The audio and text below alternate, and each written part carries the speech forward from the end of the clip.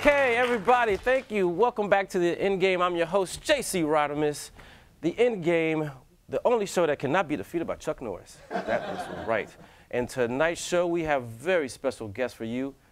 My good friend, very funny comedian, right to my right, Mr. Larry Lancaster. Mr.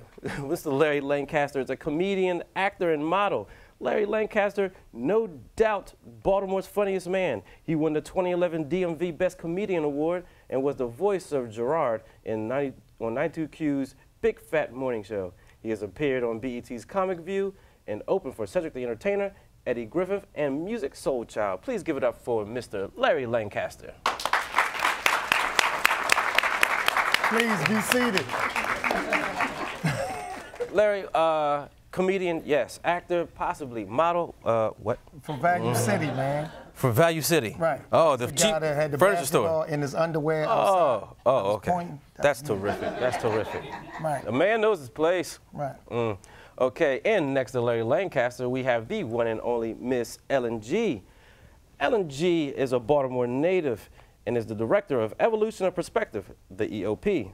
Ellen G hosts the Evolution of Perspective on Blog Talk Radio and is the host of Perspective Rap Sessions, a support group for women who battle relationship addiction. Please give it up for Miss Ellen G. All right.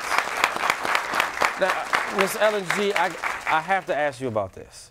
Now, you say you talk to women about relationship addictions. Yes. Is there any way could you talk to my co-host, Miss Tasha Tubman? Because she can't get in a relationship for anything in the world. Could you do anything? Time for me? I do. Thanks, I'm girl. time for you. And I need you to give me, if possible, a list of those women that have problems with that. I will help them. I need the same list. I'll text it to you. Right. I will beat it up. All right, next. To the crack house, baby. And get some crack. He wants his tires About that last one. Yeah, no. Right outside the crack house, I got me right. See? I was thinking of a different kind of Catch you crack. coming right My for your mouth was meat. somewhere else. Right. Let me help you, my queen. Let me tell you something. Larry is definitely from Baltimore. That's terrible. That's the Wire talking right there. All right, next to Miss Ellen G, we have Miss Tiffany Simpson. Miss Simmons, I'm sorry, is practice law at Atkins Deco in Puig, where she assists clients in education law through advocacy, negotiations, litigation, and accomplish their educational goals. She also teaches courses of criminology and criminal justice at Howard University. Please give it up to Miss Tiffany Simmons. Yeah. Get it, girl. Oh, You can read. See, Larry, this is what I'm talking about. Two beautiful sisters, accomplished. And What's educated. Thank you. Well, hold on. She's got a couple of those things. Let's not go crazy. Right. And as we always do here on the Endgame, we have a person from our audience just to give us a viewpoint of what a point of view of a regular person. And who else but this one gentleman right here, Mr. Chipp Jones. Chipp Jones is a regular dude. That's it. Nothing else follows. Well, I don't know. Please give it up for Mr. Chipp Jones. All right. Chipp look like Sojourner Douglas when he shook the shadow. I only wish I knew who that was. It's an opportunity. It's a college. Sojourner Douglas. Oh, okay. Sojourner Truth and Douglas put together. Frederick Douglass and Sojourner Truth, they did a mashup? They're Did a collab. I'm all about black people working together. All right. So now is the first quarter, and in the first quarter, we talk about entertainment news. And in entertainment news, there's nothing bigger going on than the election. Now, in this election, it's really heating up, and both the Republican and Democratic parties decided to bring out the big guns. So who else is bigger than my man? Hey, I'm Chuck Norris, and this is my wife, Gina. It is estimated that in the 2008 election, 30 million evangelical Christians stayed home on voting day, and Obama won the election by 10 million votes. We will preserve for our children this last best hope for man on earth, or we will sentence them to take the first step into 1,000 years of darkness. Yeah, that's right. 1,000 years of darkness, a whole millennium. So I guess What are you like? He's not gonna pay the electric bill? Like, what are they talking about? Larry. You know that's coded language. Oh, what are they saying? They're basically trying to come from a Christian historical belief that President Obama is the Antichrist. Oh. And there are certain people, right-wing people of the party, who believe that he is the Antichrist. I actually read a book called The New World Order, where they reference that the Antichrist would come on earth and he would rule for 1,000 years, and he would be a highly regarded, popular member of politics. And so that's what they were referencing. It's what you call a dog whistle. Whoa. Wait a minute, hold on a second. Larry, what are you talking about? Dog whistles?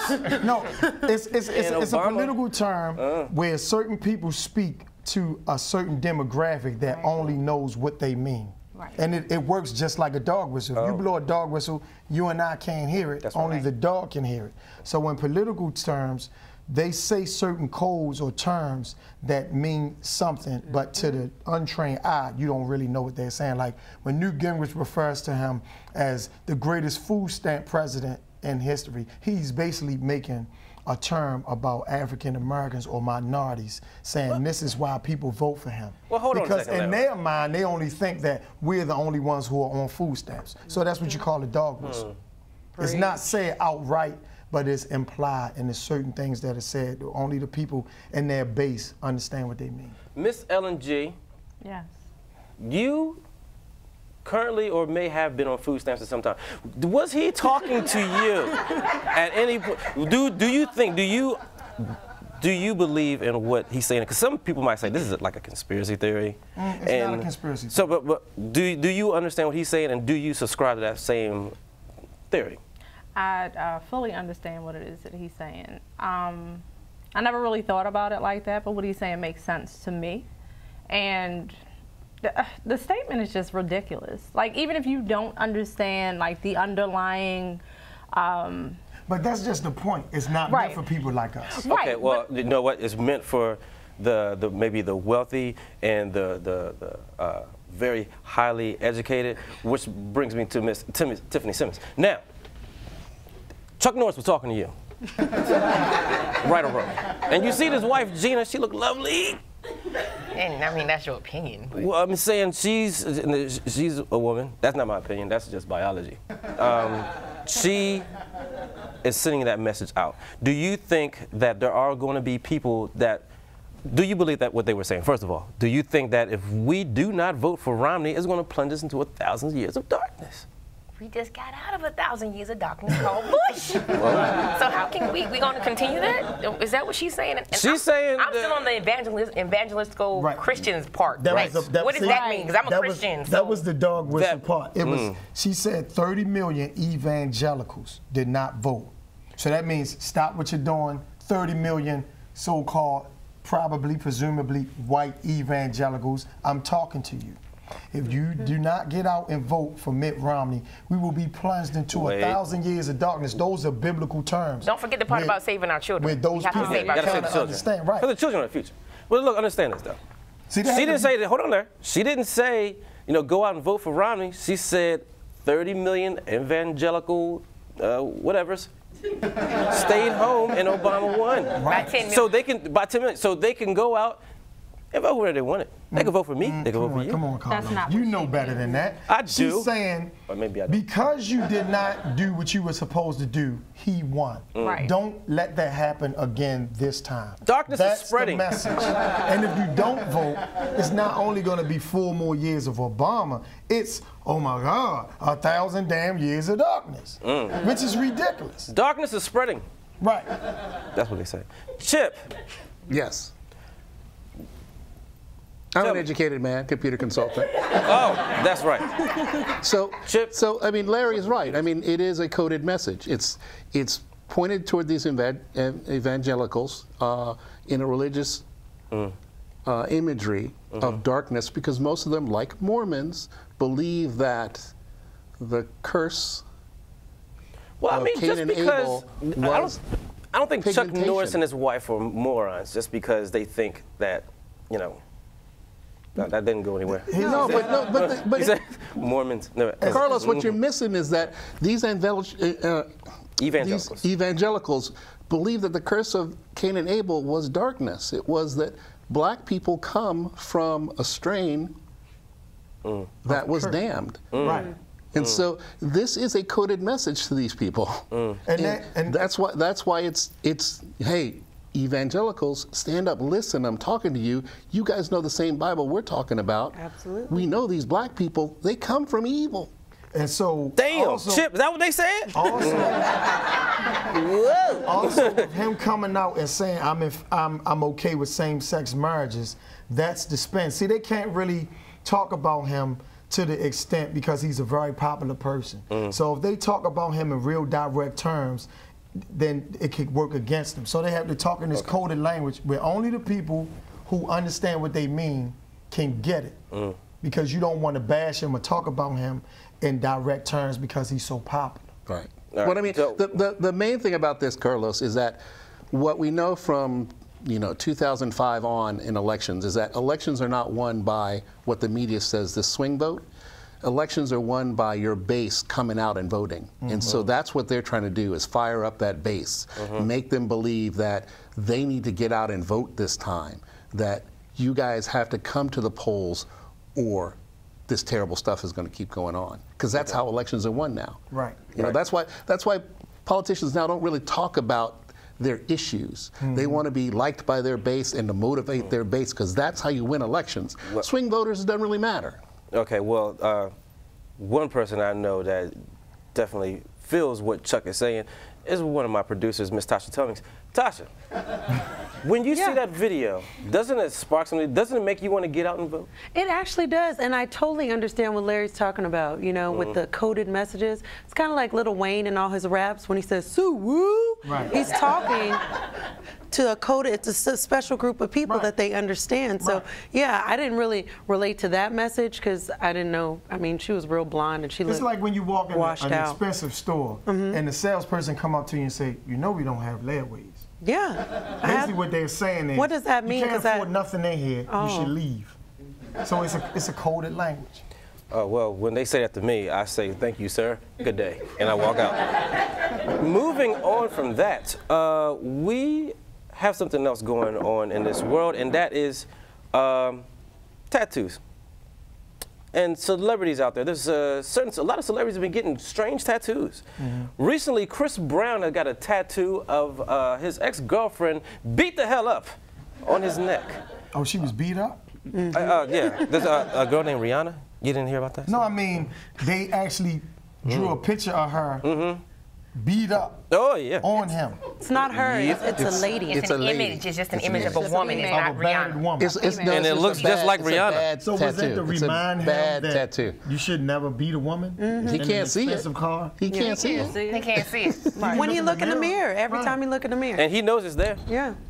That's true. Now, Ellen, let me ask you, Ellen, have you ever had the urge to put another man's face on your body? He doesn't mean tattoo. Yeah. No. What? Larry. You need to calm your ass down. She got. Have you ever I don't wanted to have a tattoo of, say, Larry on your back side? Oh God. Or anywhere? I don't have any tattoos. No? No. Okay. And the idea of putting, if it's a reminder, like the charges that he went through, and just that whole experience, that's a reminder enough. Like that's insulting to women and to domestic violence. Like it's insulting and it's insensitive. Let me go to Miss Tiffany Simmons. Have you ever had someone tattoo? They tattooed your face on their body. I can see that. You're a very attractive woman. I'm sure there's few. I'm thinking about it right now. What would you say to people who have done things like these? Putting tattoos of people's faces on them for what? Because when you get older, it's not going to look cute. Right. It's not even going to look the same. No, I mean, I have a cousin now who got it, you know, she was cute, had a nice little flat stomach, had a son. The sunrise, now a sunset, because she got pregnant. And it was real big. I would have thought that thing went nova. It just, yeah, it did. Supernova, actually. But that's not a good look. And I agree with her. To me, it's like glorifying abuse. What is the point? And he's a role model. A lot of kids look at him to figure out what the standard is. So, you know, we first had the little tear with little wings. So now I'm going to get my baby mama with an eye patch put right here, and that's supposed to be attractive. Are you going to get a job, brother? Because you're not Chris Brown. Because you know, a rapper named Gucci Mane also had a tattoo of an ice cream cone on his face. This is a man stating to the world, I'm never going to hold a regular job ever again. I am dedicating myself to this hip-hop game. You got a tattoo on your face. You don't have no white people plans. Like, nope. Well, snooty black people plans. Right. Because I'm sorry, I wouldn't hire that person. You can't. You ain't trying to have a credit report, nothing. No. Oh, it's going to say 0, -20. Miss Tasha Tummings. Chris Brown is fine. If he wanted me to put a tattoo of him on my body, I would. All right, you are nuttier than a fruitcake, and I knew it. It's a cost they're paying for celebrity. They gotta do something to keep in the public eye. Hold on, Chip. We gotta run. Thank you for those very deep, profound words. All righty, we're gonna take a break. We will be right back after this. This is the End Game. I'm your host, J.C. Rodimus. We'll be right back. I would get a tattoo